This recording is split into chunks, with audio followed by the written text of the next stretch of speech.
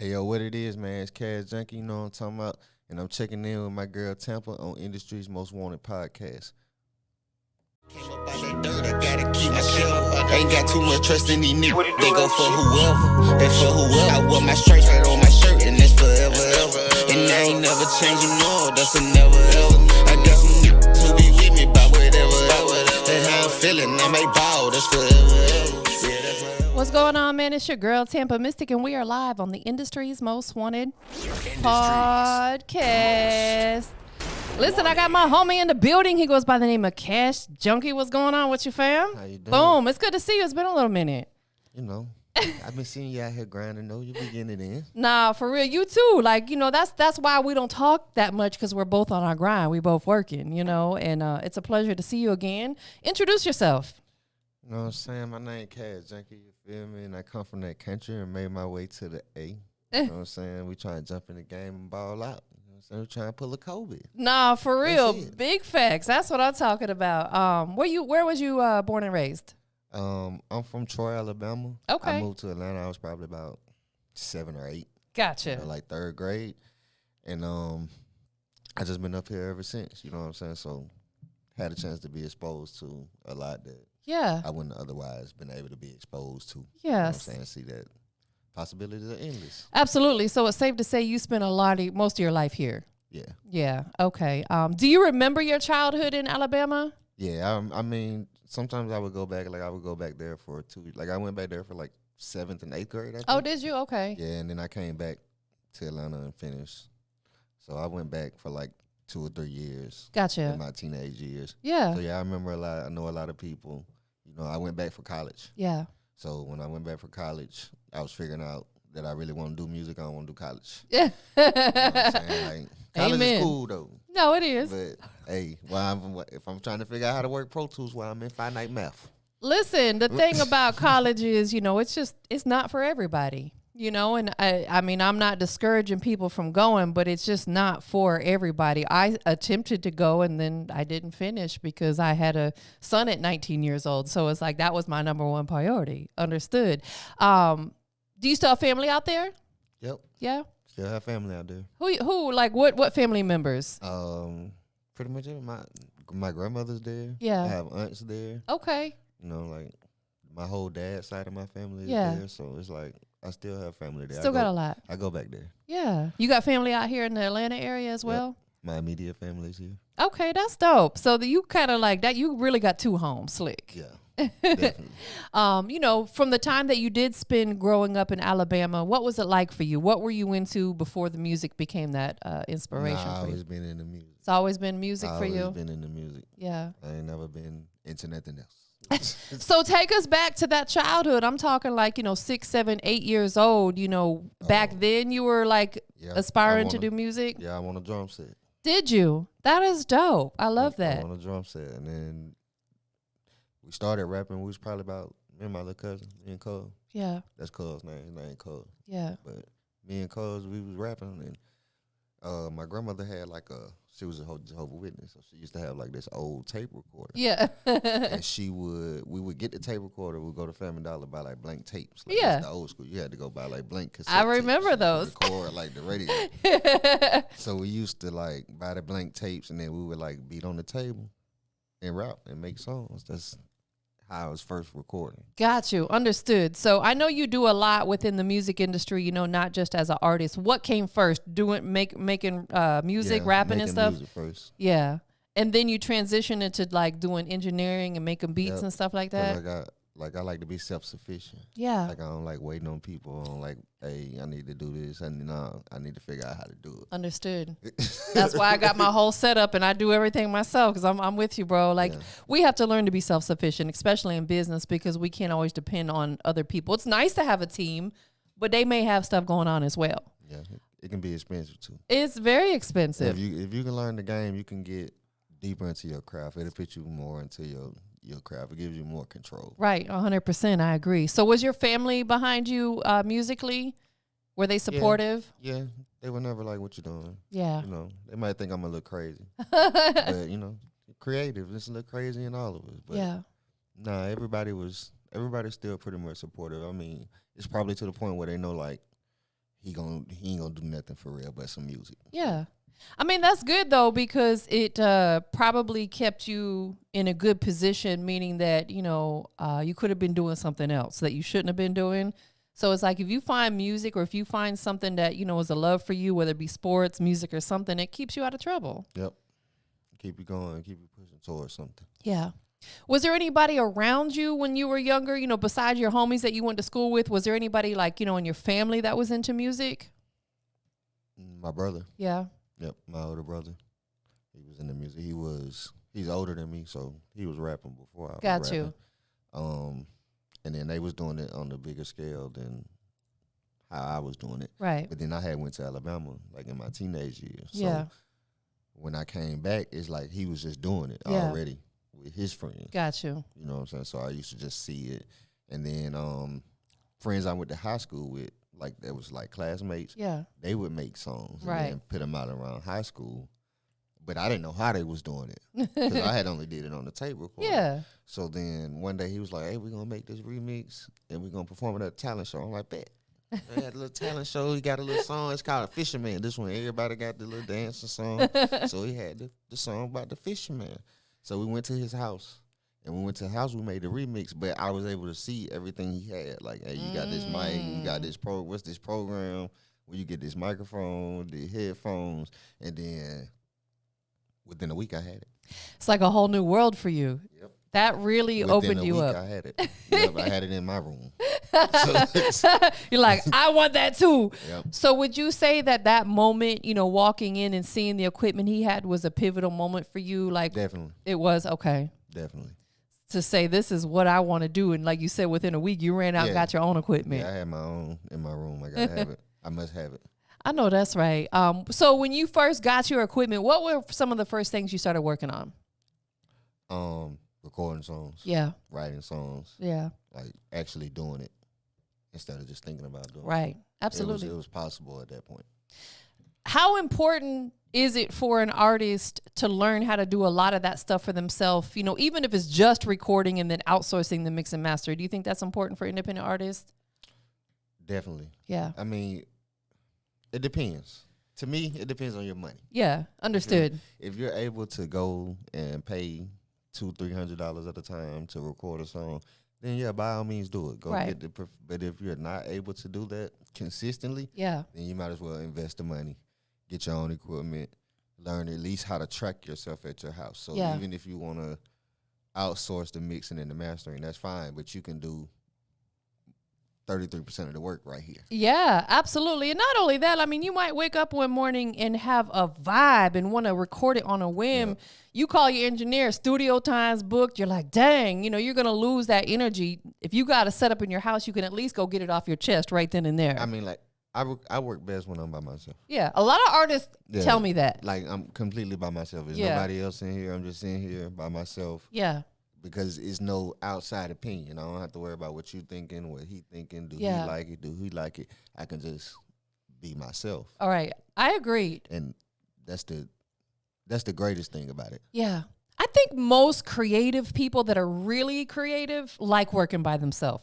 I prefer that too. Like even with doing my interviews, I typically ask my guests, don't bring a lot of people with you just because it becomes a distraction. And people hovering over and doing this and that. Same thing with, if you're in a studio, there's no reason you need 10 other dudes in there with you smoking and drinking for what? Like it Sometimes becomes that's how they create their vibe. I mean, sometimes, yeah, it is, but That just ain't how I create my vibe. Right. But, I mean, if you create your vibe like that, ain't nothing wrong with it. Ain't nothing wrong with it. Do you remember the first song that you recorded on your setup that you had at your house? All right, so back in the city, it used to be this dude named Big Juice. Okay, he was in Alabama? Yep. Okay. And Big Juice used to have this Cadillac. You feel me? Like the lights on the Cadillac used to be like away from the Cadillac.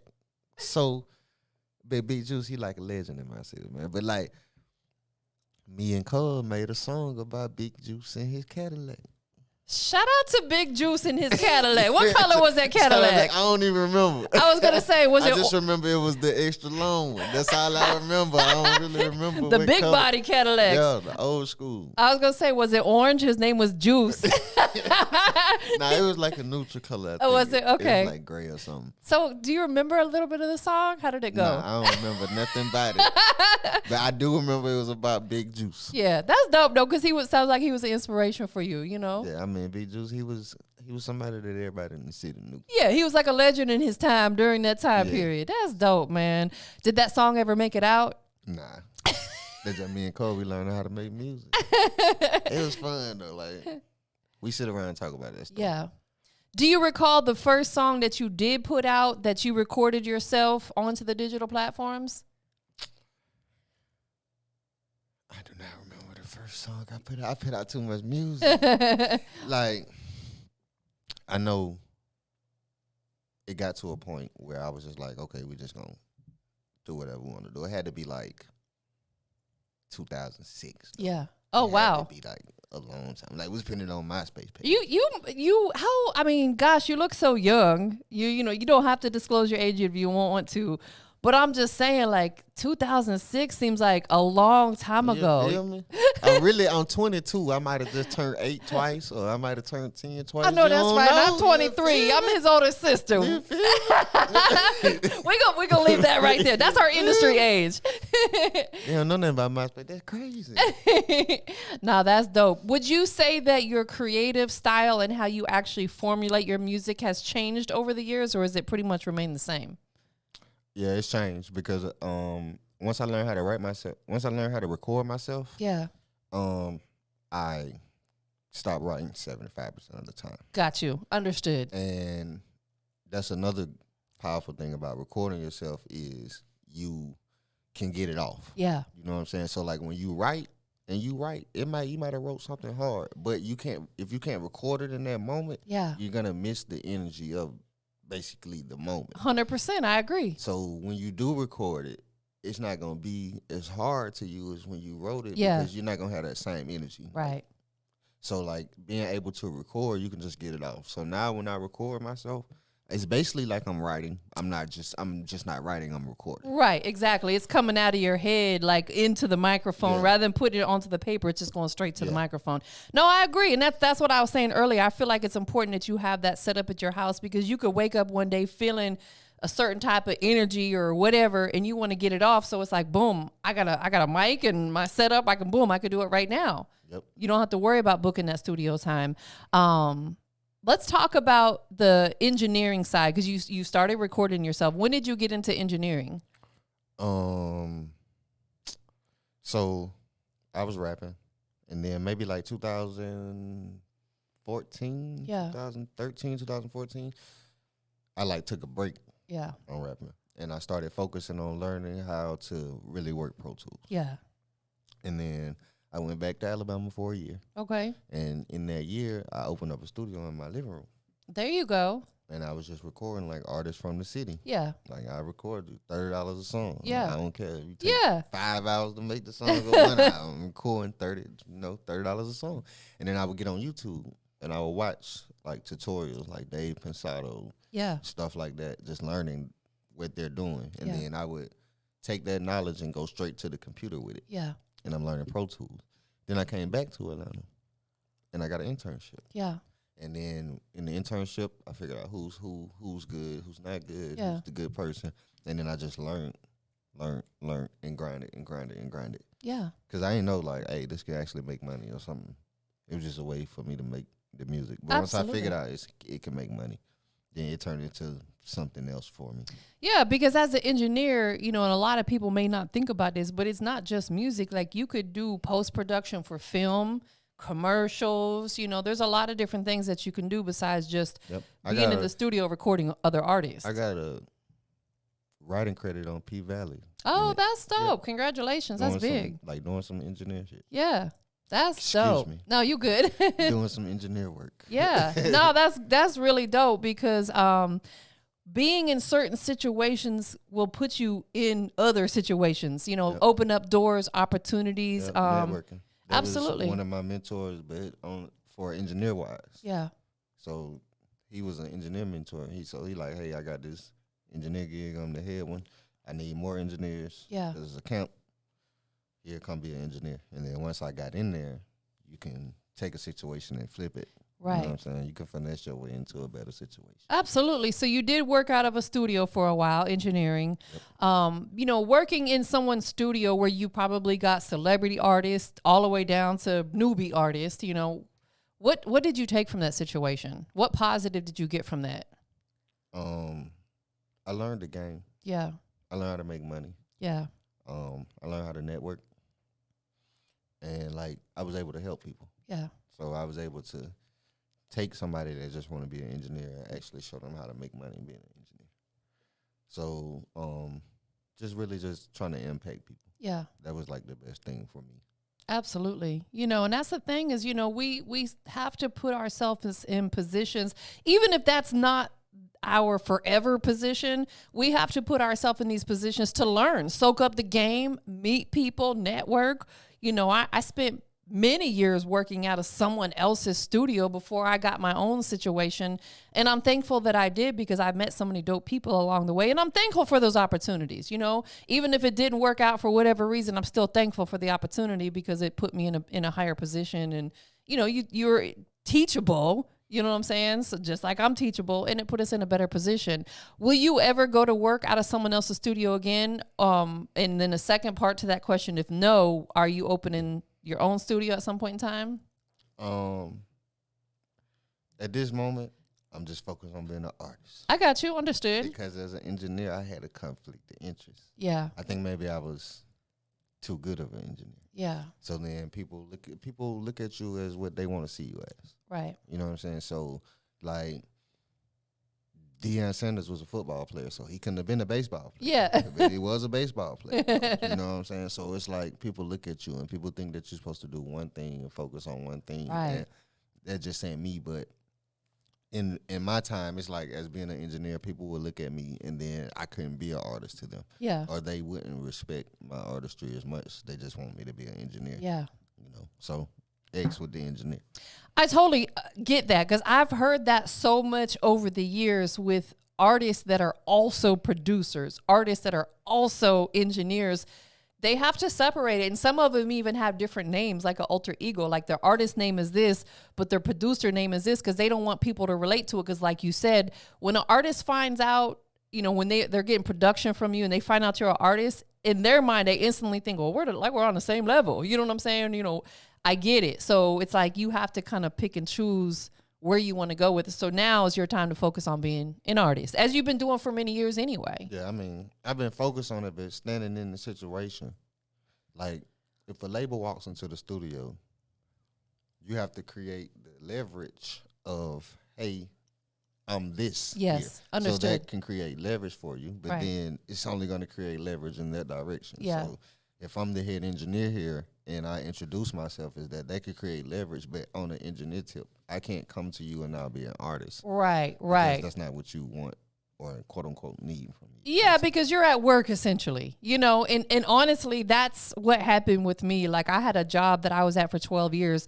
And when they found out that I took a lot of the knowledge that I learned from that job and applied it into what I do now, they cut ties with me. And I was like, I was devastated at first. I'd been there for 12 years, but I was like, you know what? God intervened for a reason. We can't question it. Yep. It just is what it is. You know? Yeah. At the end of the day, it is what it is. And, you know, it's like you're doing good. You've got a good name out here, face card good. So what are some of the things you've been focusing on now that you have this freedom of just being an artist all the time? Just making content. Yeah. Like, because I'm to myself. Yeah. So, like, I'm not really a go out club type person. Yeah. Like, I'm more so to myself. Like, I'm trying to go to the studio. Yeah. You're introverted a little They may be bit. trying to go to the club. I'm trying to go to the studio. Like, yeah, I go to the studio by myself. Yeah. Okay. But, like, that's just what I'm focused on, really into my craft, trying to get better Yeah. with myself and just grinding. You know what I'm saying? Whatever I can do. I'm finna start going back outside, get more interviews, doing more shows, Yeah. just getting more active. Absolutely. It sounds like you're extremely focused. Yeah. Because for somebody, you know, you're still a young man, and you turn down going to the club, but rather you go work in the studio, that lets me know you're super focused. And I respect that. Because a lot of people get sidetracked. You know, there's a lot of distractions. I really love the music, though. Yeah. Like, a lot of people don't really love music. They may love it because it's a way to get to what they really love. Yeah.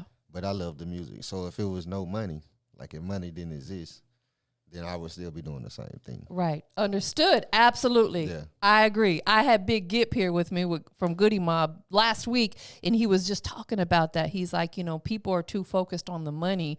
Like, find a song that you like and get behind. He's like, you know, he was saying when they started, they didn't have no money, and it wasn't about that for them. You know, it's because it's the whole game is about the money, though. Yeah. Like the whole game. That's why to me the game is watered down. It is because it's about money. So nobody's trying to become legendary like a Big Gip them. Yeah. They just trying to get some quick money right quick. Everything is a quick money. It's a scheme. So hey, I can get this quick money, I can do it again. I'm gonna go to the club, I don't have to get better, you know, like stuff like, but people not trying to be legendary. Right. No, they aren't. And so like when you talk to him, he gonna have that because people aren't trying to be legendary. They don't love it. Yeah. And you can't be legendary if you don't love it. It don't matter what you're doing. I agree. So music is definitely your passion. Definitely. Would you say you're walking your purpose through music? Yeah. That's why helping people was important. Yeah. That's why I've been able to, because like I gave away a lot of game.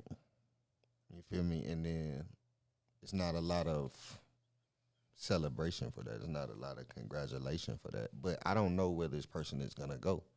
So if I can show you how to make money, I just impacted your life. You'll never forget it.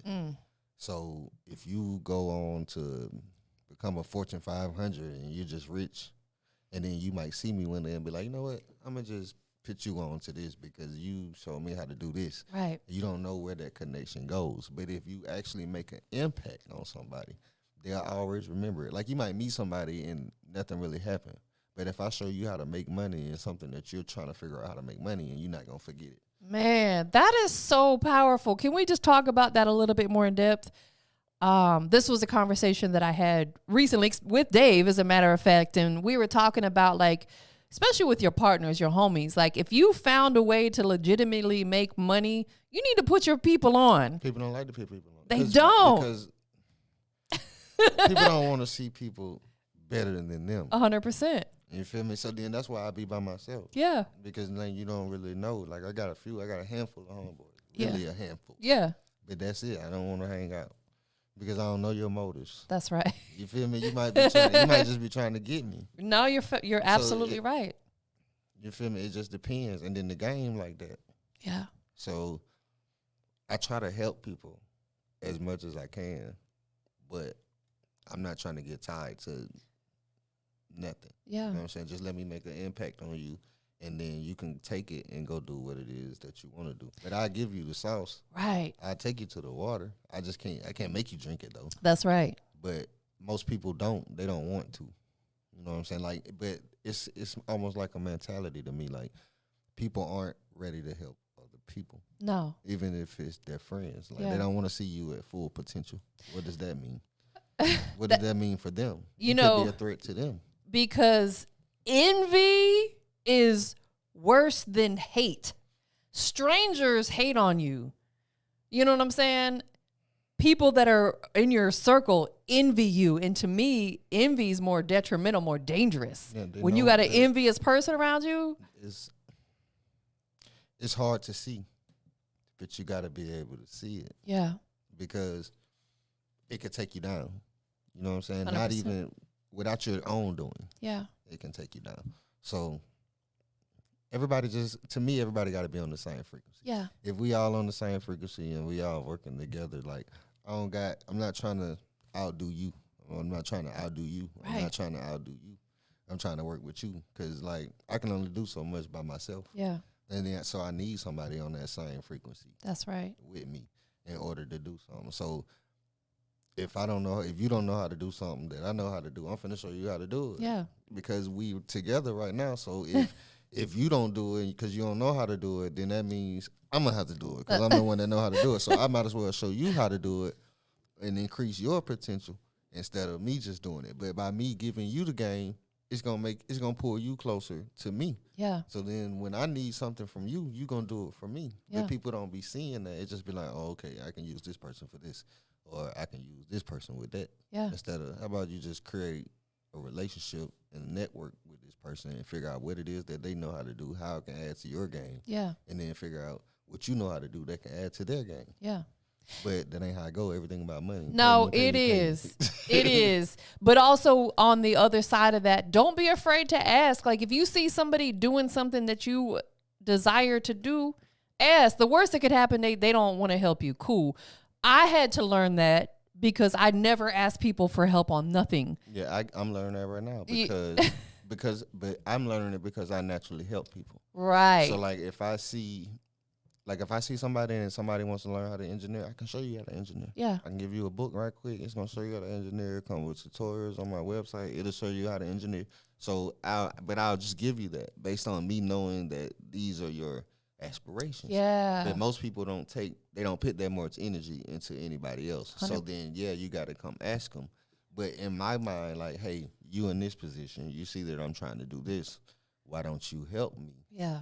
You know what I'm saying? So that's something I'm learning too, to just ask people for help. Yeah, you have to. Bigger told me that. Shout out to OG. He told me, he's like, Tampa, sometimes you just got to ask for help. Like, and it doesn't make you less of a person. It doesn't lower your value. Like, everybody from time to time needs help. And I ain't talking about, hey, loan me $5. I ain't talking about like that. I'm talking like if I'm trying to learn something new and I know that Cash Junky knows how to do it, I got to know that he and I are cool enough I can say, bro, like, can you show me how to do this? And be comfortable with it, not feel weird asking. Yeah, I mean, but it's almost like we've been already taught that it's weird. Yeah, ask. exactly. So People have pride. yeah, That's what it is. I don't know, man. This industry's tricky, but I love it though. Nah, absolutely. So what's the current single that everybody can go check out from Cash Junky? I got a single called Hands Up. Okay, let's talk about it. What does this song mean to you? So the song is kind of in recognition of my brother in Feds. Yeah. He should be out this year though. He get out. Free to bro. You feel me? Free bro. But and it came off the project Free Traps 4. His name is Traps. So this is the 4th Free Traps that I put out since he's been That's locked up. dope. I've been just putting them out. You holding them down. Yeah, putting out Free Traps and Hands Up. It's just talking about people and their struggles in the streets. Yeah. So I do a lot of observation. So I Right. might tell a story from this perspective or this perspective or his perspective, you know. But when they locked him up, they came in on him early in the morning, you know, like U.S. Marshals, guns everywhere, and Yeah. hands up. So that's what the song is about. As soon as Got they come you. on, is told them hands up when they took my mans down. Yeah. A song like that is going to be so relatable because there's so many other people out here who have been in that same situation where one of their close partners or their brother or a family member has been put into that position. Yep. You know, and just because, and don't get it twisted, just because some of these people incarcerated doesn't mean they're a bad person. They just got caught up in a bad situation. Yep, that's exactly what it means. You know, and it's like people be so quick to judge those certain situations. And yeah, there are some people that truly do need to be there. They're insane. You can like bruh, he had his case. Yeah. And it was a state case. Yeah. And then he went to court on the state case. He was on probation. While he was on probation, doing good, he done changed up, improving himself. He's with his kid. He's working a job.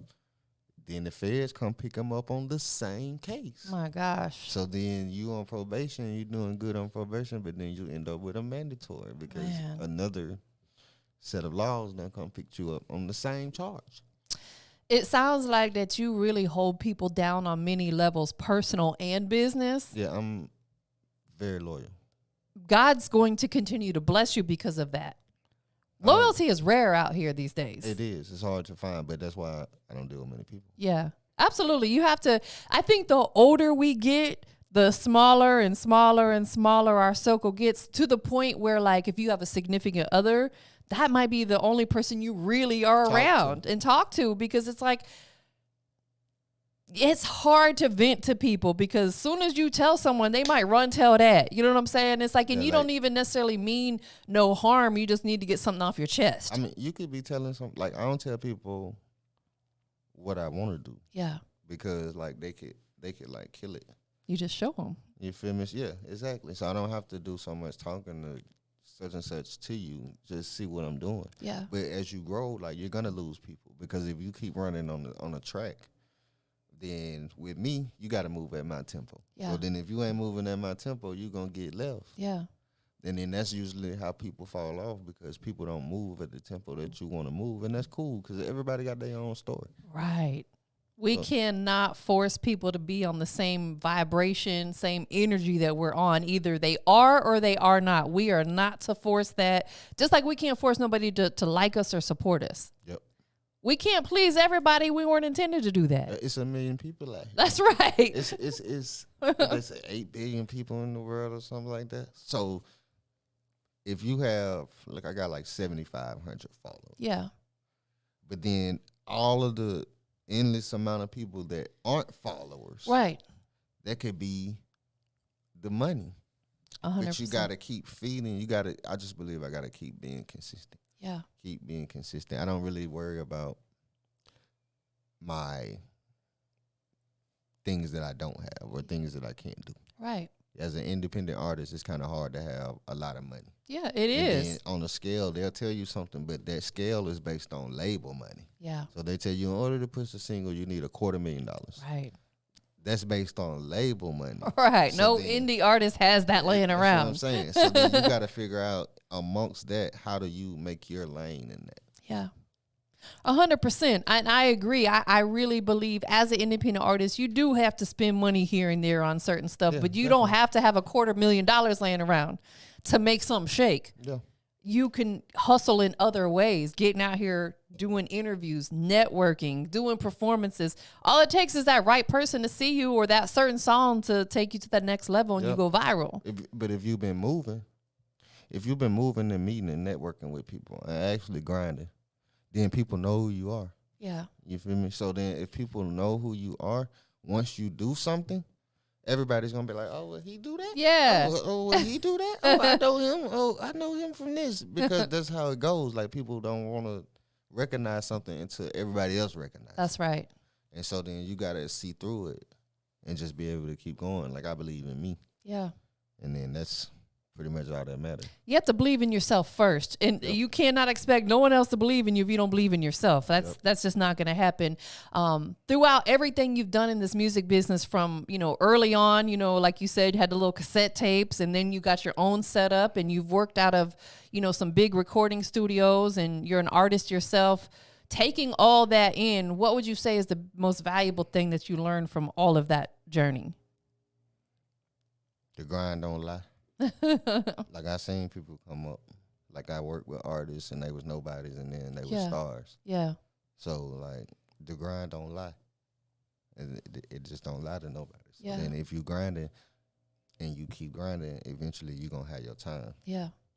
And you just got to believe in that. Do you believe in shooting your shot in certain situations?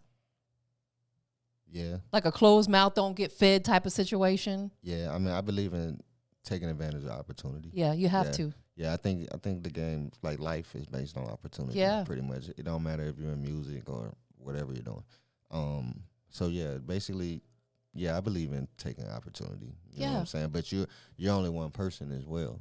So then if you can create a team of people, then you can have 3 people that's taking advantage of opportunity. You know what I'm saying? Instead of putting all the blame or all the focus on yourself, and that's a lot of weight to carry. Yeah, it is. You know what I'm saying? So then if you got some help and then you can have other people to speak for you, then that's good. You just got to make sure that you got the right team. Yeah. Like, it's very important.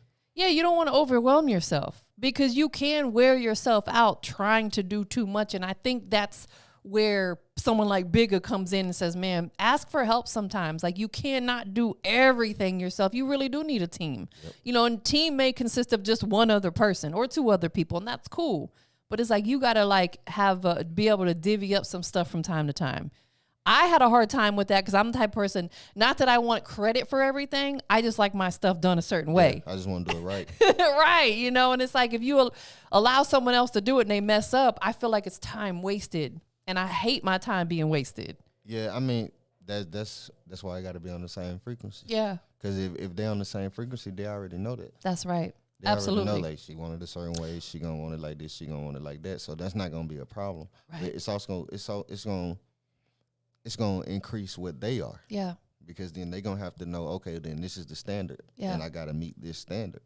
But then if they're really on the team like that, they gonna figure out how to make the standard better. Right. Because then that's just what the team does. Yeah. Absolutely. Like, hey, we doing this, but we can do this for these reasons. Oh, okay, I never thought of that. 'Cause Yeah. I don't got time to think of that. Right. I'm trying Absolutely. to do all this other stuff that is the standard. I ain't really got time to think about how to make it better. Yeah. And then that's the problem with just being solo. You can get content with yourself. Yeah, and then you'll find yourself at a standstill. Yeah. Like you're not going backwards, but you're definitely not going forward either. Yeah. It's like you're walking on a treadmill. You know? I mean, but I don't think I can peak out. Some people make them feel like they can peak out. Yeah. Or if they stop trying to get better, then they didn't really love it. Yeah. They was doing it for something else. Yeah. And I really love it. So every day is trying to get better.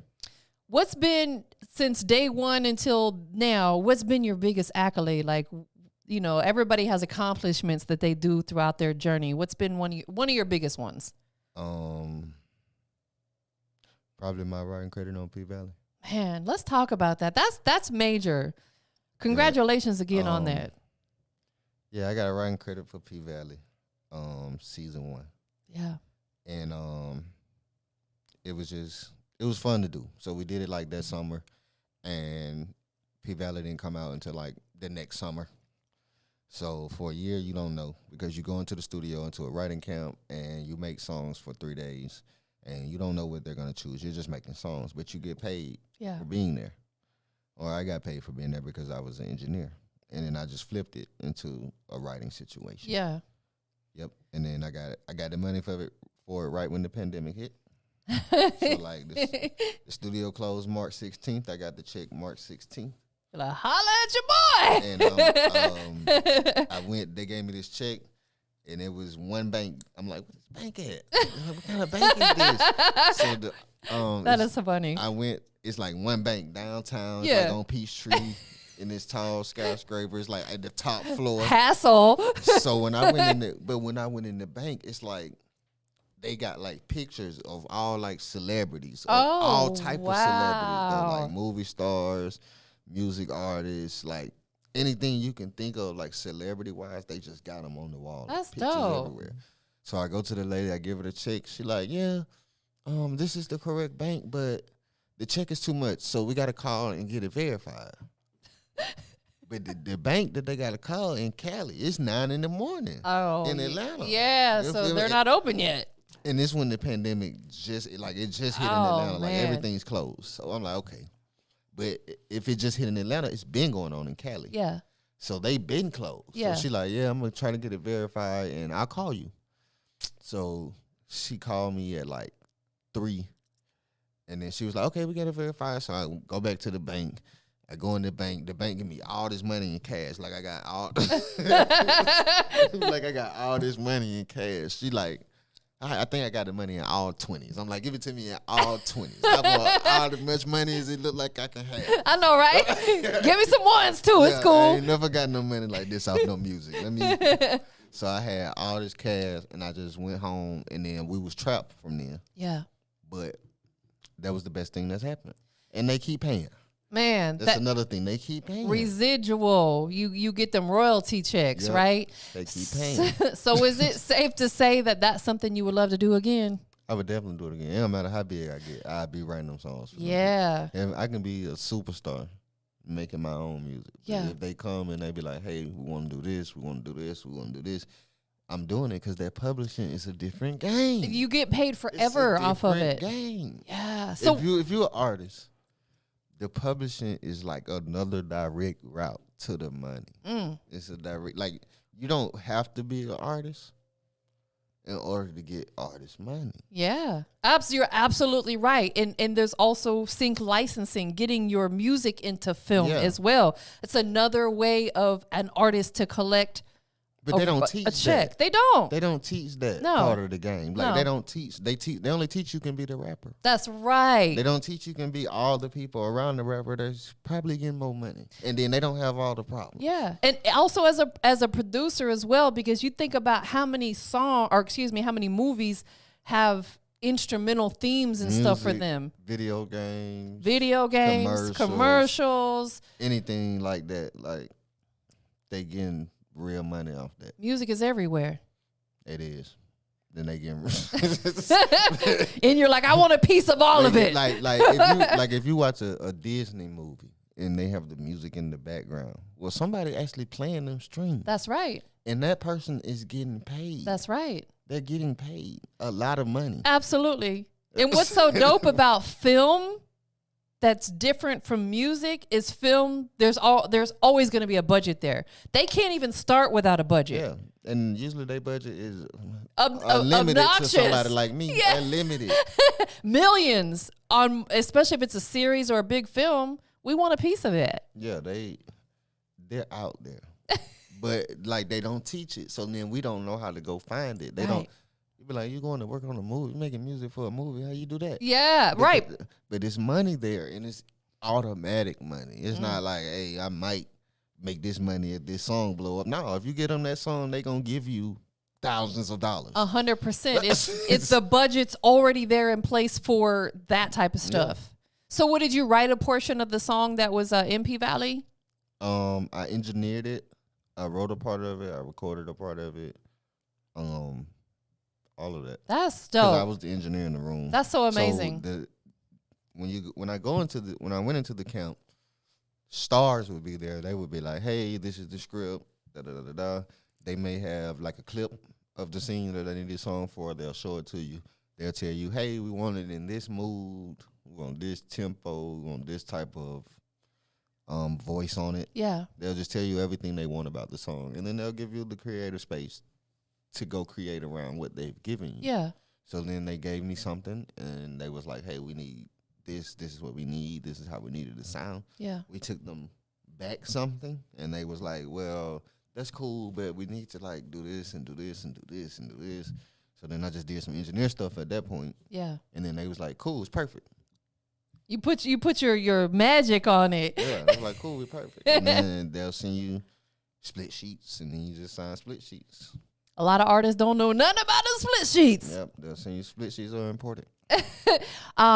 With that being said, that position right there was probably another one of those pivotal moments for you. You have certain ones throughout your career. They show you that I didn't know you can do that. Yeah. I didn't know that this exists. I mean, obviously it exists because it's music and movies. But how do you don't think about it, really. Yeah, you don't think about, hey, your favorite artist might be writing music for this or this or this.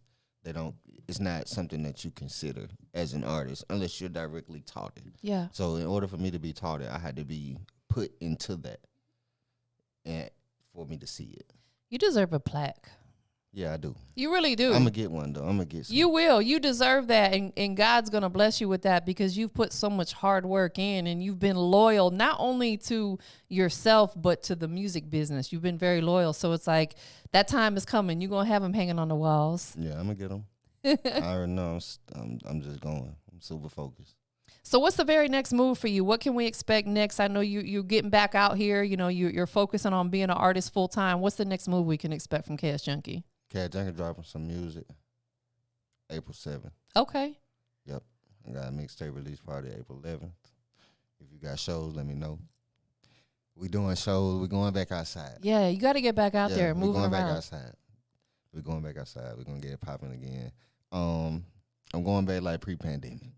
Pre-pandemic, I was outside. Like, we was going outside. There was shows every week. Like I was dropping too much music. Yeah.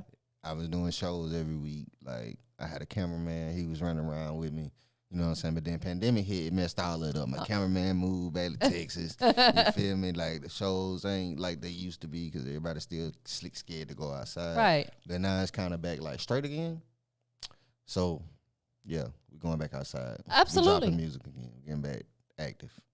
I think from time to time, we really have to just take it back to the basics. Yep. You know, we as humans, we tend to get ahead of ourselves sometimes, or again, like we were saying, we feel like things aren't moving.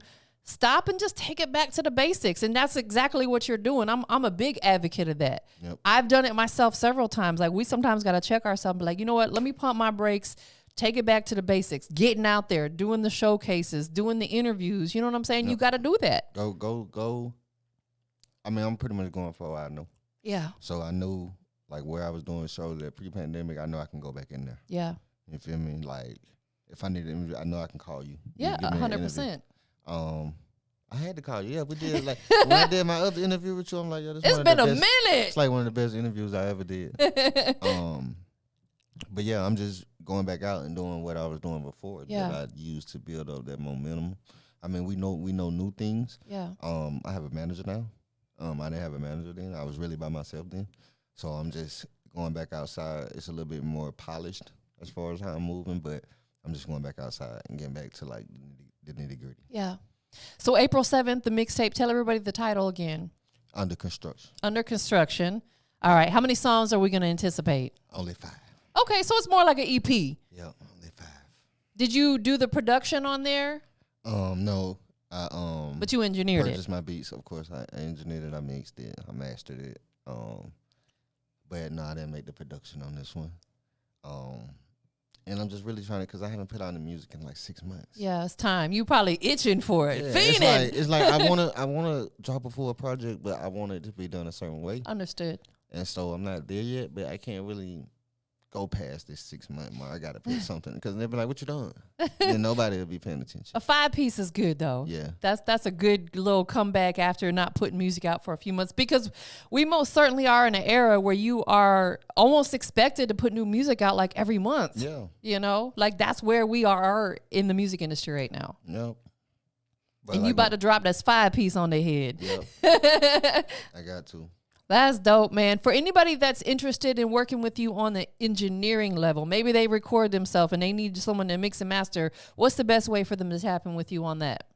Just find me on the ground, like Cash Junky _baby. Cash Junky baby. Cash Junky with a Y though, not an IE. Yeah, you can come find me on Cash Junky. If you want to see my engineering, you can find me at Mixed by Cash. I have a bunch of engineer stuff over there. Yeah. And yeah, I was flipping the gram for the Instagram. I mean, flipping the Pro Tools stuff for the Instagram and trying to promote my engineer side. But then Pro Tools started posting it. Like, Pro Tools would take the post and just repost it. Oh, wow. Yeah, like Pro Tools would. Wow, Avid that's amazing. Would. Pro Tools and Avid. It's like they got 2 separate pages, but they would just post it, like the video. That is amazing. That's great exposure. Yeah, and so it brought and it was free. And I just did it. Like, I didn't. That's so organic. You can't pay for that. Like, I didn't ask them to do it. It was, I don't know. God bless me with that one. So it's like they just started doing it, and they would just do it consistently. Yeah. And so it brought my engineer page up a lot. Yeah. So then if you want to find me, like, you can find me at Cash Junky _baby, or you can find me at Mixed by Cash. Either way. That's right there is proof of how important it is to consistently create good content. Yep. You created good content to where Pro Tools, their official Instagram, said, man, we want to repost that. Yep. You know what I'm saying? And brought you some more exposure. Yep. I mean, I was really, because I would record, like, me teaching my interns. Yeah. And that's what I was doing, because I would run, like, intern classes. That's dope. I would record myself recording my interns, and then I would just post it to my engineer page, like it's Intern Sundays or Intern Learning Sundays. And I don't know, they would just like it, because I've never really talked to anybody at Pro Tools. Yeah. So, you know, the room was dope. So between the room and the Pro Tools is on the screen, they'll repost it. Yeah. That is amazing. Well, definitely shout out to you for all the hard work you've done. Under Construction is on the way, dropping April 7th. Yep. 5-piece, you know what I'm saying? He gonna have some bangers on there. I already know. Yep. Tell them one more time where they can follow you out on your Instagram. Find me at Cash Junky _baby on everything. Instagram, Twitter, Facebook, fan base, everything. Cash Junky, you can find me on my website, cashjunkybaby.com. I thought you was about to say OnlyFans. Nah. I got no OnlyFans. But just real quick, there are some people that like. Yeah, teach no. stuff. It's legit people on OnlyFans. Yeah, like OnlyFans ain't just for for the sexual yeah, stuff. it's for some like people on there selling. Teach courses and stuff. Yeah, like they don't tell people that part. No, they don't tell people that part. People only associate it with nudity and stuff like that. Like your favorite artist might be on OnlyFans giving out content of them recording in the studio Exactly. for $50 a month. Right. Stuff that you would not. And people will pay for that because they want to dive into their favorite artist's life a little bit more. Yes, sir. Like if Beyonce drop her OnlyFans and all she doing is going to the studio, the Beehive gonna go crazy. Man, let me tell you, she gonna make so much money off of just that because people want to be in that part of her life too. And then they bring OnlyFans to social media now. Yeah. They charging you for a subscription. Nah, for real. That's just OnlyFans. Yeah. It's just on Instagram. I They're mean, giving you the same type of content. Really and truly, I think most social medias are eventually all going to go subscription based. And I get it. It's a business because my Instagram is a money maker. And I said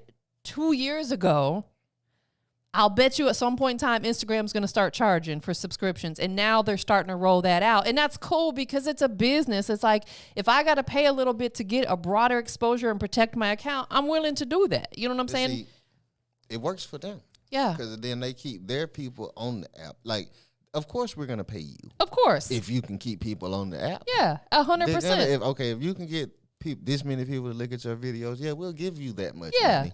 Because we need people looking at your video so we can run ads in between. That's right. That's how the game goes. Yeah, it's business. At the end of the day, every piece of business that we do and we conduct it. But they're allowing you to be a business too. That's right. Exactly. Like Instagram will let you be a business. Yeah. Facebook will pay you for some reels. Yeah. But they don't teach people that. Yeah. It's just like social media. We got to learn that ourselves and study the game, really, is what it boils down to. Who you want to give a shout out to? Hey, man, shout out to my team. You feel me? My boy, One Tyler. My boy, M.A. Soldier. Shout out to you, Tampa. Man, shout out to appreciate it. everybody that just supports your boy, man. Yeah. Because it's hard to get legitimate support out here. It really is. You know, support is different to certain people. Yeah. You know, some people support you with a like. Some people won't give you a like. So, it just depends. But just shout out to everybody that support me, man. Yeah. Just been holding me down. It's motivating. Facts. Last but not least, we live. Industry's Most Wanted podcast. We got Cash Junky in the building. Go ahead and let the whole world knows what makes you the industry's most wanted. I love it. I'm in love with the industry. Yeah. You feel me? All the BS too, and just come with it. It's frustrating, but we're gonna make it. And I really love this music. You feel me? And I just want to give it to you the best that I can give it to you. Give you the best of me. Straight like that. That's a great answer. He is the industry's most wanted. This is what it is. This is my homie, man. This is my bro. Anytime he call me or hit me up and say, I want to come through, man, just know this all love. Yeah. How many people we can get up here at this table? I might need to get all my people up here at this table. We're going to get all Hey, we can make it work now. Yeah, it'd be like 3 of us. We can get up here at this table. I need my dogs on here, man. Facts. Well, let's make it happen. Yeah, you know what I'm saying? After the project releases, let's do this again. Oh, yeah. We can do it. We up out of here, you guys. Thank y'all. Thank you, Tampa. Thank you very much. Money too much, put it on my jewel. Wish I could talk to Granny Jewel. Tell her I'm a fool, but Granny, I'm cool. I'm for real.